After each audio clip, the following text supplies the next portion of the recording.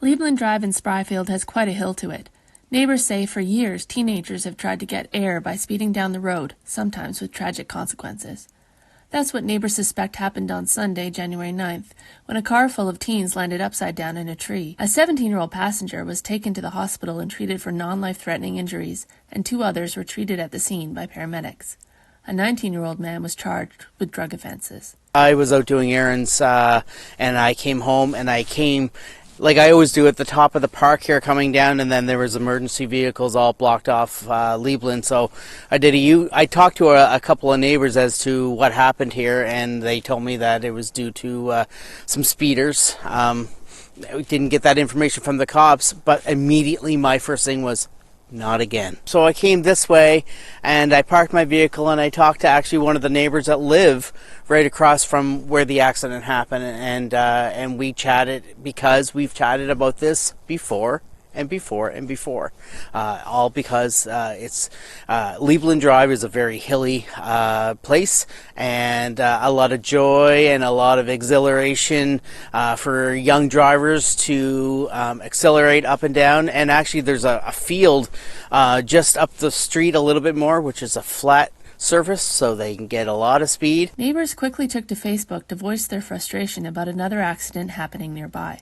One neighbor said she's scared the next car will hit somebody in their yard or a house. Well, this is an ongoing battle, unfortunately. One of our main things is more police control, or patrol, rather, to go ahead and catch the speeders. But it all boils down to numbers and analysis, and the city doesn't, if they're not catching the speeders at a peak time. This happened at 1 o'clock on a Sunday afternoon.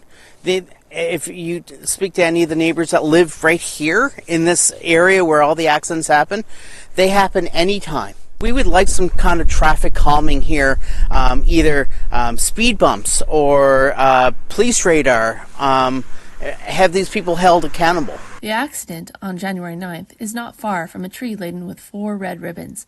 That's where 4 teens were killed in 1990.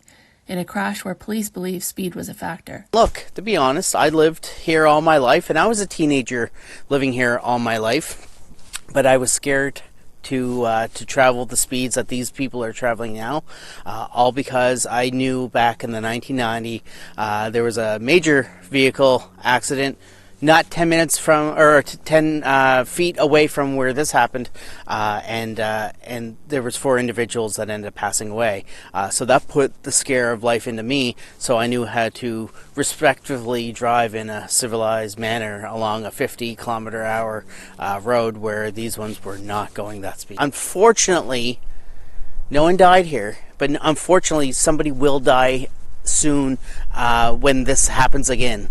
Maybe not the next time, maybe not 2 times from now, something will happen. The only other point I want to make is if the accidents are going to happen, they're happening in the woods.